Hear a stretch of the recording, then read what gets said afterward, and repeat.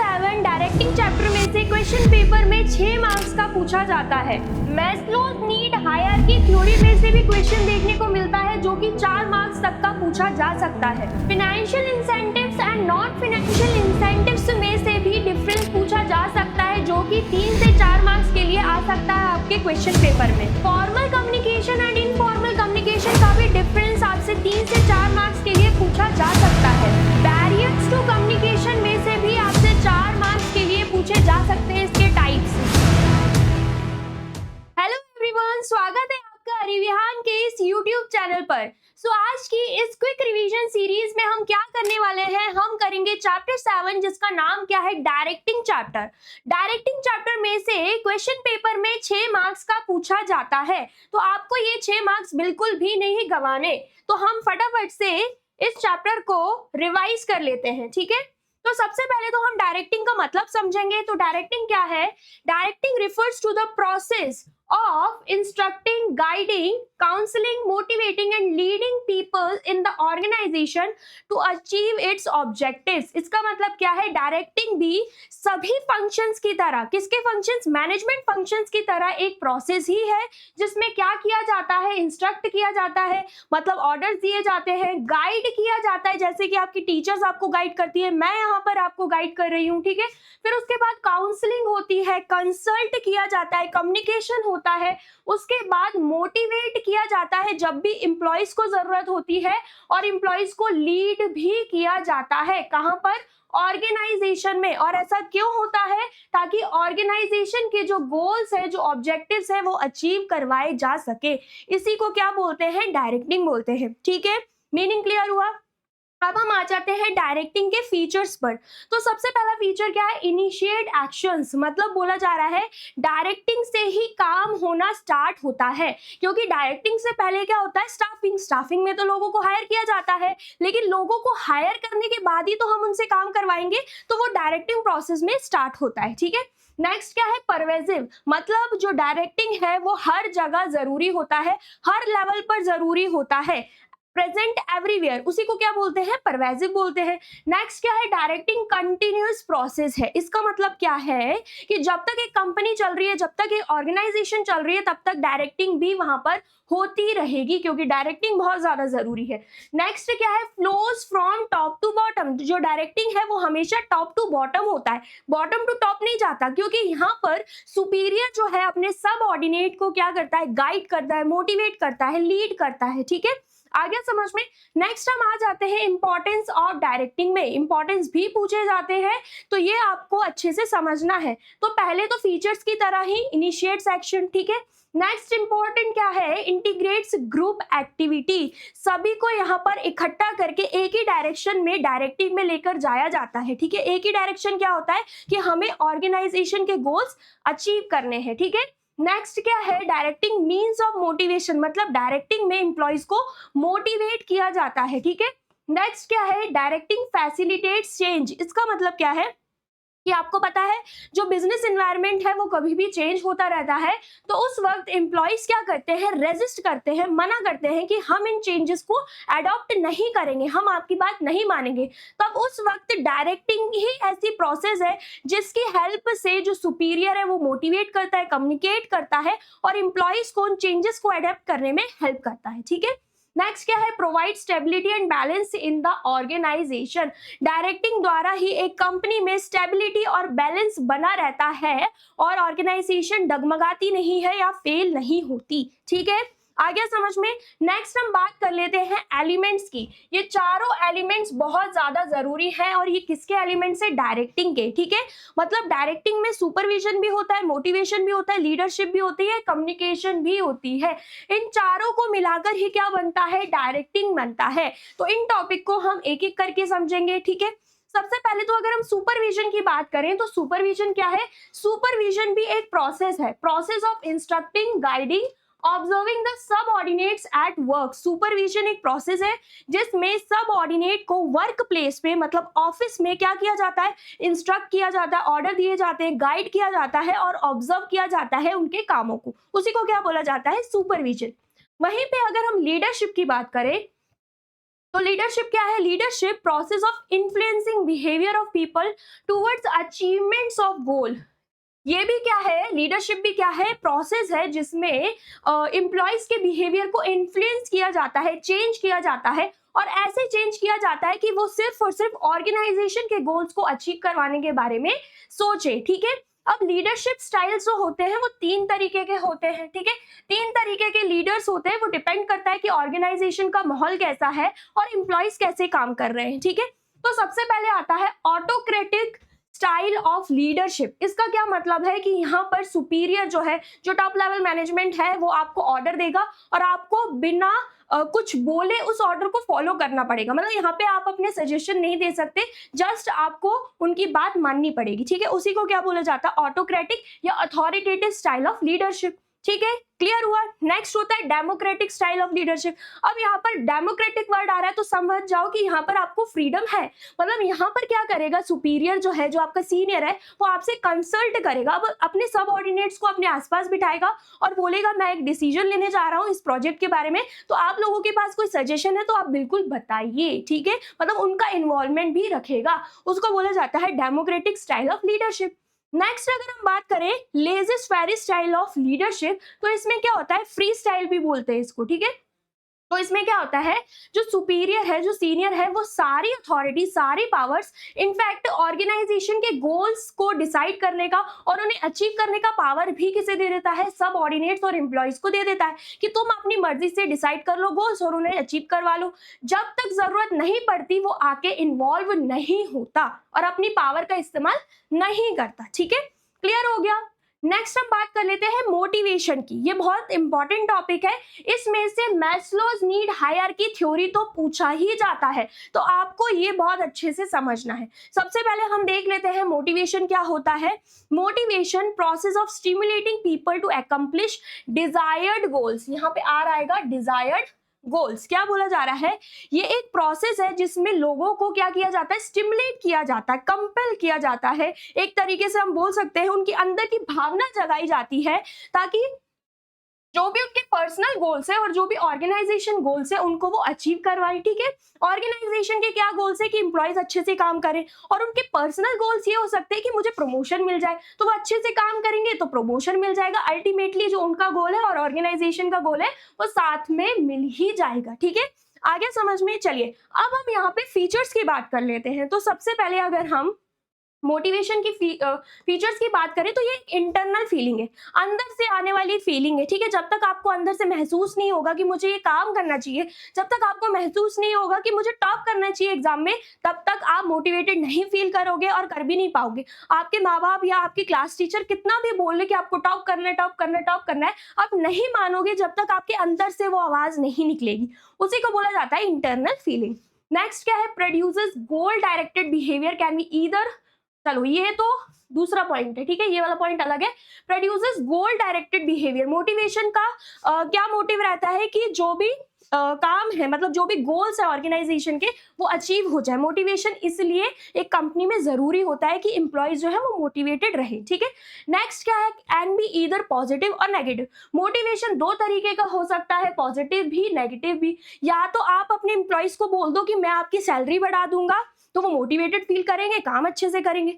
या तो आप ऐसे बोल दो मैं आपकी सैलरी को कम कर दूंगा, तो वो डिमोटिवेटेड, मतलब मोटिवेटेड, डिमोटिवेटेड भी बोल सकते हो, मोटिवेटेड भी बोल सकते हो कि वो मोटिवेट फील करेंगे, अरे मुझे ये काम करना है वरना मेरी सैलरी कम हो जाएगी, तो वो अच्छे से काम करेंगे। दोनों तरीके से हो सकता है, लेकिन काम आपका हो जाएगा। जैसे कि आपने देखा होगा, अगर आपकी क्लास टीचर बोल दे कि अगर आपने कल होमवर्क नहीं किया तो मैं आपको पनिशमेंट दूंगी, तो डर की वजह से ही आप होमवर्क करके आ जाते हो। अब टीचर को तो क्या चाहिए था कि या तो समझा के बच्चे मान जाए या तो डर से मान जाए, लेकिन अपना होमवर्क करके आए। वैसे ही कंपनी में होता है, कंपनी को चाहिए मेरा काम हो जाए, तो वो पॉजिटिव तरीके से पहले चीजों का इस्तेमाल करती है, नहीं हो रहा होता है फिर वो नेगेटिव तरीके पे जाती है। ठीक है, क्लियर हुआ? नेक्स्ट क्या है? Motivation is a complex process.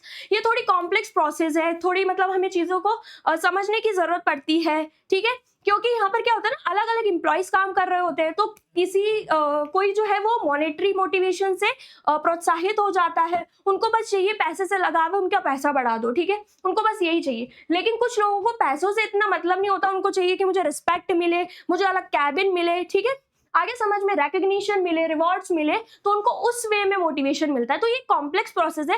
एक तरीके से जिस एम्प्लॉय को मोटिवेट किया जा रहा है, जरूरी नहीं दूसरा एम्प्लॉय भी वैसे ही मोटिवेट हो। ठीक है, क्लियर हुआ? चलिए नेक्स्ट हम बात कर लेते हैं मैस्लोज नीड हायरार्की थ्योरी। तो मैस्लो एक थ्योरिस्ट है जिन्होंने 5 नीड्स बताई थी, किसकी? ह्यूमन की। एक इंसान की 5 नीड्स होती है। सबसे पहली नीड क्या होती है? बेसिक फिजियोलॉजिकल नीड, जिसमें उसको क्या चाहिए रहता है? फूड चाहिए रहता है, शेल्टर रहने के लिए घर चाहिए रहता है, क्लॉथिंग चाहिए रहती है, और ये जो नीड है वो बेसिक सैलरी से तो पूरी हो सकती है। फिर उसने बताया कि अगर ये चीज पूरी हो गई, फिर उसको सेफ्टी नीड चाहिए होती है, जिसमें उसको जॉब सिक्योरिटी चाहिए रहती है, और उसको ये चाहिए रहता है कि रिटायरमेंट के बाद भी उसको पीएफ मिले, पेंशन मिले, ताकि उसका घर बार चलता रहे। ठीक है, नेक्स्ट फिर उसके बाद क्या आता है? Social needs. अब ये नीड भी पूरी हो गई, तो जहां पर वो काम कर रहा है वो चाहता है कि उस एम्प्लॉइज के साथ अच्छी फ्रेंडशिप रहे, अच्छी बातचीत रहे, लव अफेक्शन ये सब उसको चाहिए रहता है। एक अपनापन कंपनी से चाहिए रहता है, जो कि सोशल नीड द्वारा पूरा हो जाता है। नेक्स्ट क्या है? Steam need. स्टीम नीड का क्या मतलब है? कि उसको चाहिए सेल्फ रिस्पेक्ट। ठीक है, उसकी सेल्फ रिस्पेक्ट बनी रहे, उसको सभी रिस्पेक्ट करे, उसको रिकग्निशन मिले, उसे अटेंशन मिले, उसे अप्रिसिएशन मिले, उसे यही सब चाहिए। ठीक है, लोग उस पर ध्यान दें। ठीक है, उसके काम पर ध्यान दें। फिर वो चीज पूरी हो गई, तो लास्ट में आता है ये हाईएस्ट लेवल ऑफ नीड होती है। इससे रिलेटेड ऑब्जेक्टिव भी पूछ लिया जाता है, जो कि क्या है? Self actualisation need. इसमें एक इंसान उस मुकाम पर पहुंच जाता है जिस मुकाम पर वो पहुंचना चाहता था।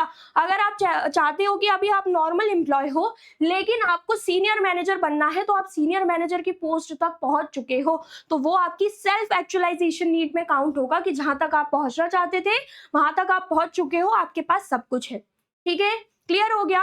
अब मोटिवेशन ना 2 तरीके से किए जाते हैं, या तो फाइनेंशियल इंसेंटिव द्वारा, या तो नॉन फाइनेंशियल इंसेंटिव द्वारा। ठीक है, फाइनेंशियल इंसेंटिव्स को हम मॉनेटरी इंसेंटिव्स भी बोलते हैं, नॉन फाइनेंशियल इंसेंटिव्स को हम नॉन मॉनेटरी इंसेंटिव्स भी बोलते हैं। ठीक है, नाम से ही समझ जाओ कि जो फाइनेंशियल इंसेंटिव्स हैं वो मनी रिलेटेड होते हैं, मनी में हम इन्हें कैलकुलेट कर सकते हैं। ठीक है, अब एक एम्प्लॉय फाइनेंशियल इंसेंटिव से भी मोटिवेट होता है अगर उसका पैसा बढ़ा दिया जाएगा, ठीक है, या बोनस वगैरह दिए जाएंगे, पैसों से रिलेटेड अगर उसकी सहायता कर दी जाएगी, ठीक है, या उसको एप्रिसिएशन पैसों में दिया जाएगा, तो वो मोटिवेटेड फील करेगा।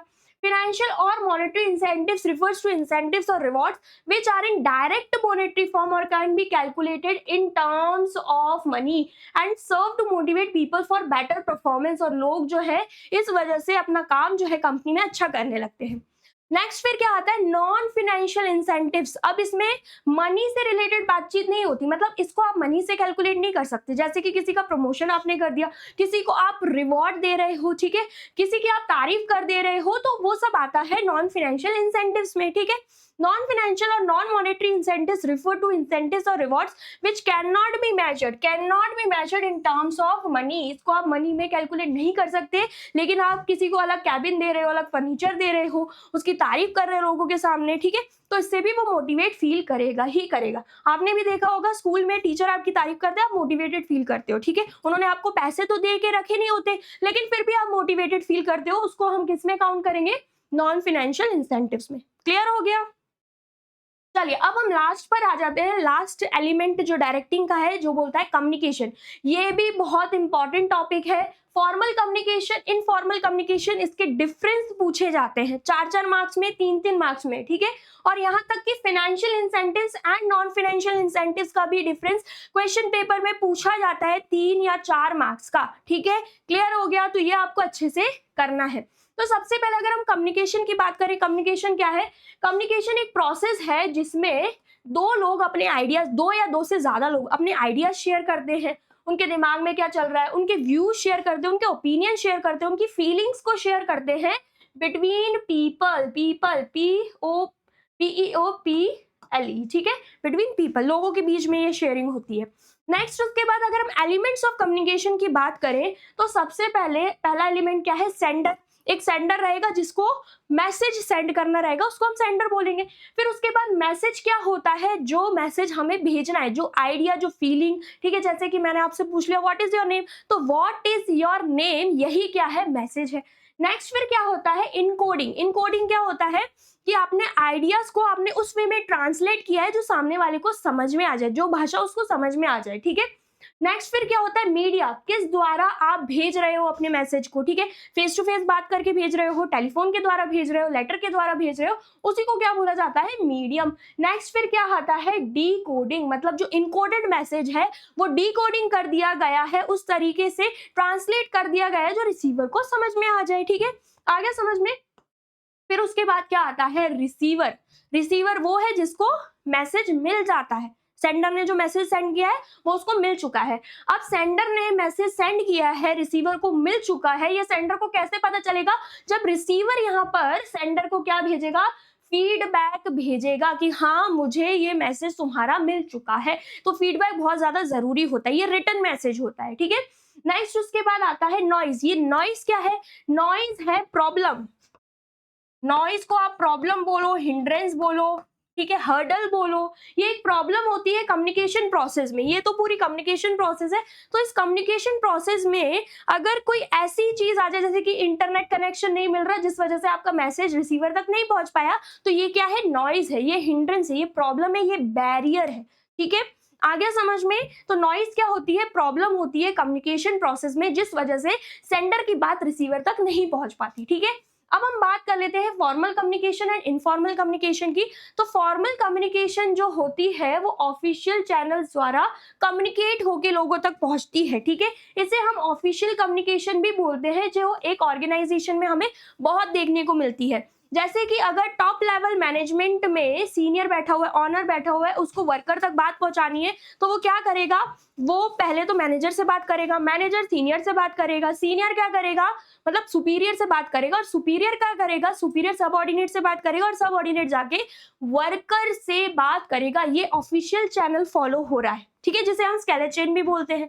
नेक्स्ट अगर हम इनफॉर्मल कम्युनिकेशन की बात करें तो इनफॉर्मल कम्युनिकेशन में ये चेन फॉलो करने की जरूरत नहीं है। अगर मैनेजर की वर्कर से अच्छी बात होती है, वर्कर को मैनेजर तक बात पहुंचानी है, तो वो डायरेक्ट एक दूसरे से बात कर सकते हैं इनफॉर्मल ग्रुप द्वारा। यहाँ पर फॉर्मल चैनल फॉलो नहीं हो रहा है। Informal communication refers to the communication that take place without following the formal lines of communication.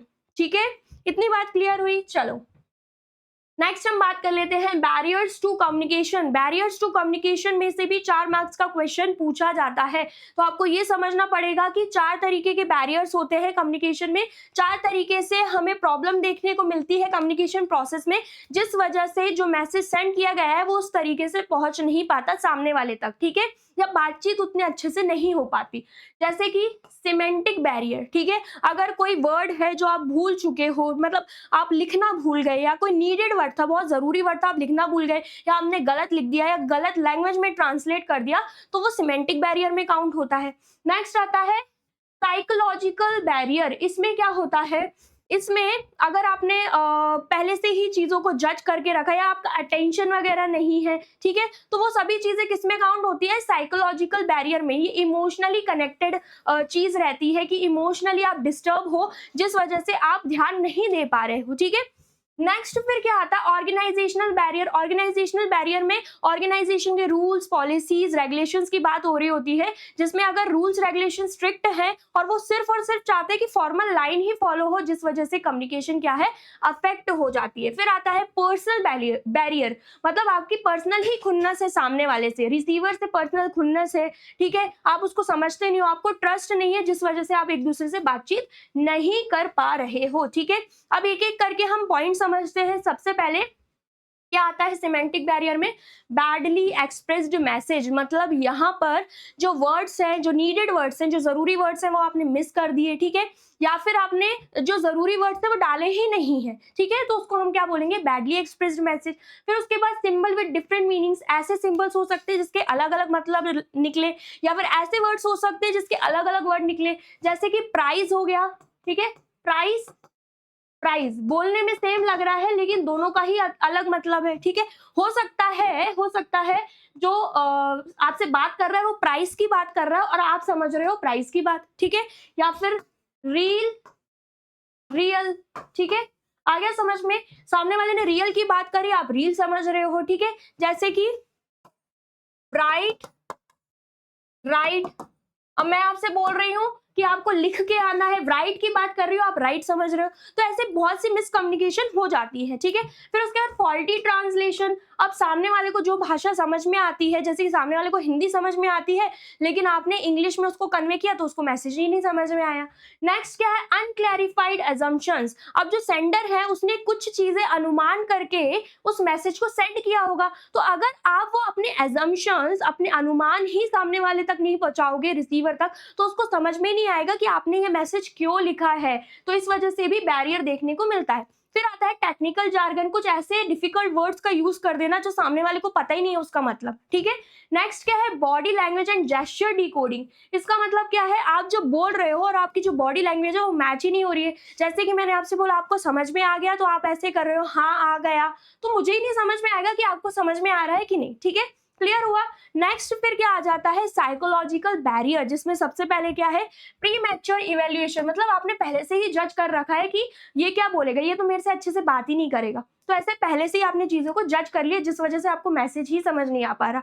Next क्या, लैक ऑफ अटेंशन, अब आप मैसेज पे ध्यान ही नहीं दे रहे हो, सामने वाला क्या बोल रहा है उस पर आपका ध्यान ही नहीं है, तो आपको समझ में कहां से आएगा। फिर उसके बाद loss by transmission and poor retention, अब आप इतने लोगों के द्वारा सामने वाले तक बात पहुंचा रहे हो कि जैसी बात आपको पहुंचानी थी वैसी पहुंची ही नहीं, या सामने वाले को याद नहीं रह जा रही आपकी बात, ठीक है, आ गया समझ में, तो उसको बोला जाता है। फिर आता है डिस्ट्रस्ट, आपको भरोसा ही नहीं है सामने वाले पर, ठीक है, आ गया समझ में, जिस वजह से आप अच्छे से कम्युनिकेट नहीं कर पाओगे। नेक्स्ट फिर आ जाता है ऑर्गेनाइजेशनल बैरियर, जिसमें सबसे पहले आती है ऑर्गेनाइजेशनल पॉलिसी। पॉलिसी अगर स्ट्रिक्ट है, अगर पॉलिसी अलाउड ही नहीं कर रही है कि आप फ्रीली सबसे बात कर सकते हो, तो यहाँ पर कम्युनिकेशन में दिक्कत देखने को मिल सकती है।